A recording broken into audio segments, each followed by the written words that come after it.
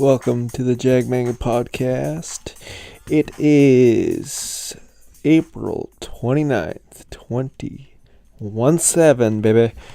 Here we go. We gotta talk about NHL, NBA. Quite a big night in the NHL last night. You had two games, Oilers versus the Ducks, and the actual Nashville Predators versus the St. Louis Blues. So, if you haven't heard already, this is phenomenal. This is what I've been waiting for. The Oilers are up 2-0 in the series. Now, I know the Anaheim Duck fans are probably thinking, like, okay, well, that last goal was only tipped in by a Ducks player, but still. Eberle shot it and it went off a Ducks player, and then boom, some other Oiler got credit for it. I cannot remember. Let me just check on that. Anyway, they beat him up. Sorry, not beat him up. They went up 2-1 on that game, and so now they're 2-0, and they're going back home. So what it was Andre Sekera scored in the first period, and after that, what it was, Patrick Maroon got credit for Eberle's shot, which they say went off a Ducks player. So at the end of the day, they still won 2-1. Now they're going back home, and they're going to see what's going on. Cam Talbot is a phenomenal goalie. He got first star again, 39 saves. Getzlaf was amazing for the actual Ducks, as well as Fowler, but the whole Edmonton Oilers team is playing as a unit. Because if you haven't noticed, McDavid has not really produced in the playoffs. He is okay, but like they are playing him a lot of defense. So it's just, you don't really see him on the actual on the scoreboard, but he does make his presence felt, because it's like in the NBA. If it's the best player, then obviously you're gonna double team him and have your best defender on that best player. So I get it, but he, like I said, he's only like 21 or 20 years old. So he's still learning. He still will make it a big impact on the game. Hopefully in the next game. They're going game 3 in Edmonton. They play the next 2 games in Edmonton. Hopefully they can shut it down with a 4-0 series. But you never know. This Ducks team is powerful. Let's move on to the other game that was on TV last night. It was the St. Louis Blues versus the Nashville Predators.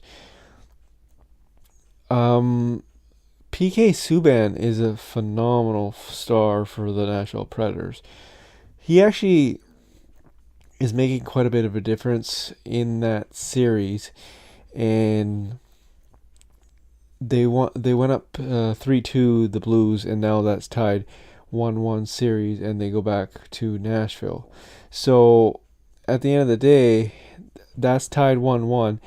That could be going like 6 or 7 games. I'm thinking the Anaheim Ducks Edmonton Oilers series would probably go around 5 games, if not 4, because they've proved that they can hold their own. It's big body hockey with Edmonton, and just think about it this way.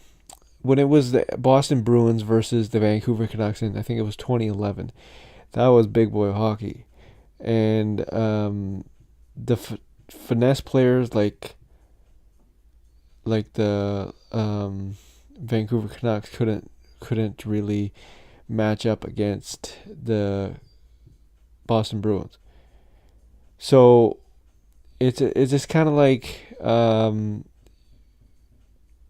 Peter Chiarelli took over the Edmonton Oilers, and look what he did in Boston. So you got to think to yourself that he knows what he's doing.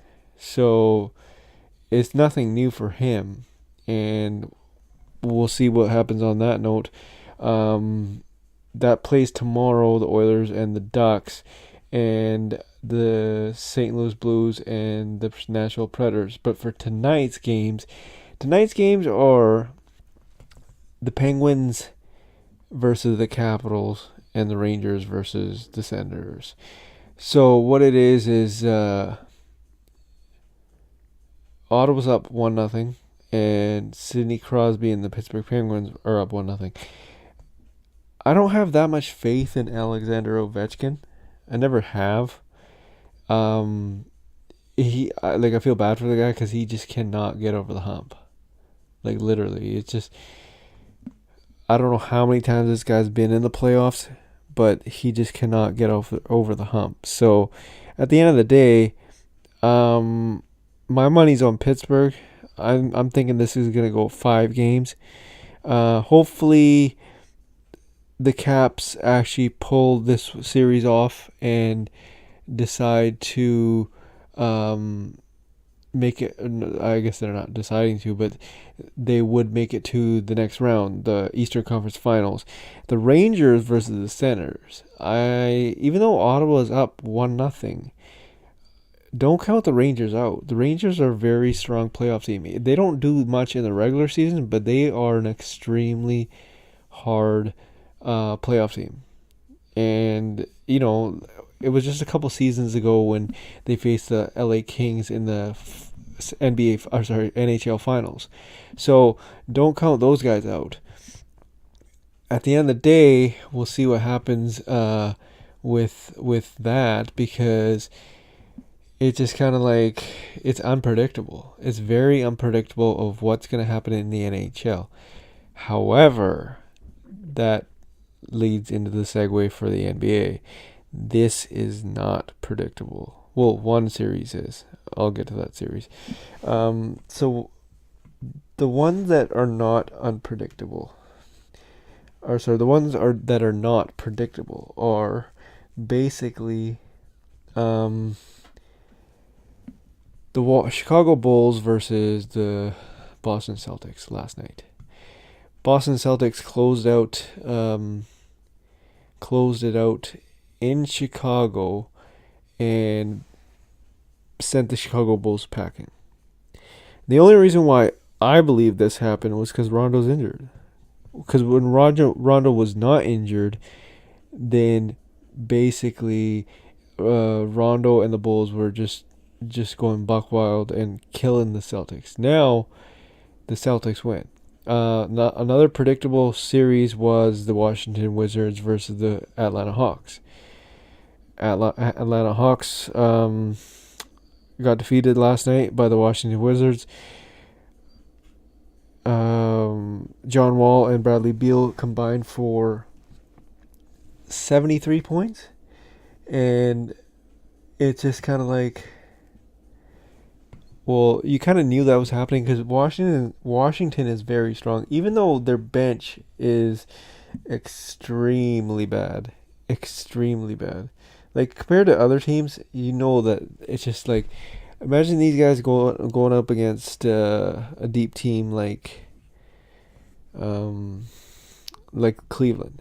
Cleveland is when LeBron's on the floor, anything can happen. But they are deep. Like, Clippers are deep. I'll give them that much. The Clippers are very deep, even though I hate them. But the Clippers are deep. Washington is not. They didn't do a very good job strengthening their bench. But when it came down to it, it's Bradley Beal and John Wall. So Marquise Morris scored 17. Otto Porter scored 8. John Wall had 42 points last night, and Bradley Beal had 31.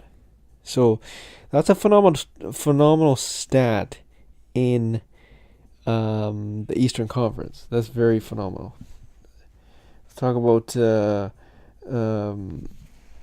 Dwight Howard and the actual Atlanta Hawks. So what happened there was basically Paul Millsap scored 31. Schroeder got 26. Tim Hardaway Jr. got 13. Dwight Howard got 9 and 7 rebounds. Now, why did he get that? This, to me, it just doesn't make any sense. You got Paul Millsap, 23 shot attempts. Schroeder, 18 shot attempts. Tim Hardaway Jr., 18 shot attempts. Kent Bazemore, 6 shot attempts. And Jose Calderon, 4 shot attempts. Dwight Howard, 4 shot attempts. Like, I don't understand why they just do not like giving this guy the ball. To me, that's just the dumbest thing in the world. Why wouldn't you give the guy that can actually make a difference? Because I remember in the other game, they actually gave this guy the ball and he produced, but for some reason he's just they're not giving him the ball. I don't know why, but that explains why the Atlanta Hawks are not gonna make the play. Or sorry, second round. They continuously lose. They had that one where they went to the NBA Eastern Conference Finals. I think it was like 2 seasons ago. But still, it's just like, what the hell are you guys doing? Like, you pay this guy 20 mil. I think it was 20 mil, maybe 25. You guys pay this guy this much money, but you only give him the ball 4 times, and he gets seven rebounds. Paul Millsap got 10, and the thing is, this I don't get either. Paul Millsap had 46 minutes. Dwight Howard had 23 minutes. So, like, I just don't get that. It's very odd to me that you're not playing. I know the game's changed, but Dwight Howard's still good. Like, he's still athletic. He can still run up and down the floor. It just, to me, it doesn't make any sense in the world. Celtics, I don't really have to explain the Celtics. It just, they're going to play the Washington Wizards. That's tomorrow. And basically, we'll get to the other tomorrow night's games in a bit. There's one round. The first round, 7 games, or 7th games, are tomorrow. We got the Clippers and the Jazz. So the Clippers defeated the Jazz last night, 98-93. Chris Paul had a big game, 29 points, 3 rebounds, 8 assists. Gordon Hayward had a pretty good game for the Jazz, which was 31 points, 7 rebounds, and 4 assists. However, it just basically it's the Jazz. Like, I know the Jazz are awesome and whatnot, and they play a really good game, but they kind of fell apart last night. I don't know why. They had a really good game. What's his face? ISO Joe was amazing for a couple games, but at the end of the day, it's going back to LA, Clipperland, and will the Jazz overcome the Clippers? Rudy Gobert has a sprained ankle. That could make a difference in the actual Clippers game. However, it's a 7th game, and you're in LA, so it's kind of like all bets are off the table. I'm like, even though I hate these guys, I label them as complainers. Whatever you want, take whatever you want, but I think they will pull it off tomorrow and they will win. That's just me talking. So we'll see. Basically, on that, we have another game tomorrow. 7th game is the actual San Antonio Spurs hosting the Memphis Grizzlies. And it's kind of like, okay, well, what do you do? It's the seventh game. Um, so we'll see what happens. But actually, no, my bad. San Antonio actually defeated Memphis. I'm totally lost in the dark. That they actually beat Memphis in Memphis land. So now they go to face on the Rockets, and that's scoring on May 1st on Monday. But we'll go to tomorrow's games, which are the Wizards versus the Celtics and the Jazz versus the Clippers. We already talked about Jazz versus Clippers. We're going to talk about the actual Wizards versus the Celtics. So basically, I think that um, the Wizards will take it. Even though the Celtics, they're playing in Boston, but this is a major rivalry. So you're gonna see what happens with John Wall. John Wall has a bit of beef between him and Jay Crowder, and he also has a little bit of beef with Isaiah Thomas. So at the end of the day, if you recall, this is the same team that wore all black because they said that we're coming for a funeral for the Boston Celtics. So this series is gonna be a phenomenal series. This series is kind of like a game. No, this series is like a final matchup. This is what you want to see. This is Lakers versus Boston in in the early 80s, or basically the Golden State Warriors versus the Cleveland Cavaliers. So this is basically what you want to see. Um, I'm very, very looking forward to this matchup. Another game that we have for May 1st is the Raptors visiting the Cleveland Cavaliers. Now, Cleveland is they're not the same. Even though they got LeBron, anything can happen with LeBron. But this time, if you recall last year, it was an Eastern Conference final matchup, the Toronto Raptors versus the Cleveland Cavaliers. But now it's not a finals matchup, it's just a second round matchup.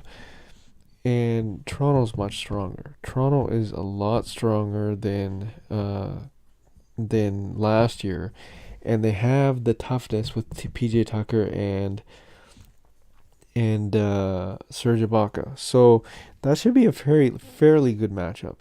I'm guessing first game, Toronto could be a little nervous because Kyle Lowry is always choking.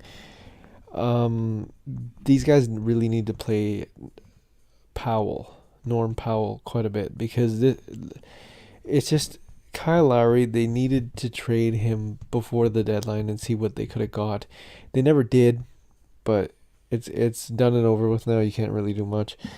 If I'm moving forward, I would honestly not sign Kyle Lowry, but Masai Ujiri is on record for saying that he will sign him. So look out for Cleveland to win tomorrow night's game.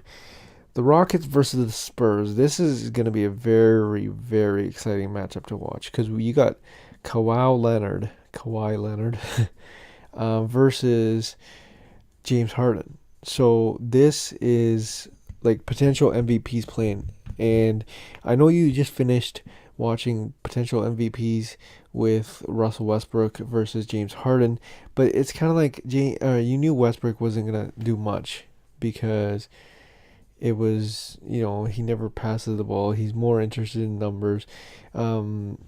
He's obviously gonna sign a contract extension for the money, and he just wants to get his stats up. So I just strongly believe that he's strictly doing it for the numbers, not for winning. He doesn't care about winning right now, and quite frankly, I don't think that he should be caring about winning because he doesn't have anybody to win with. Like, are you telling me that Ennis Cantor is gonna help you win a championship? No, that's not gonna happen. It's gonna be Steven Adams is good on the floor, but that's all you got. You don't have any shooters around you. Like, um, uh, Victor Oladipo is not a great shooter. He's a good role player, but he's not a good not a good shooter. But and the San Antonio Spurs are kind of like disappointing to me because you have LaMarcus Aldridge. He's okay. Like he could have been better. I thought he was better with the Portland Trailblazers, but now he's just like he's nothing compared to what he was before. Pau Gasol was kind of like non-existent in the last two games with the Grizzlies. Um, Manu Ginobili, he's kind of like disappeared. Tony Parker had a pretty good game. Danny Green's too inconsistent, but you have the Rockets. The Rockets are just like 10 deep. They will shoot your lights out. And Patrick Beverly, how the hell are you going to defend this guy?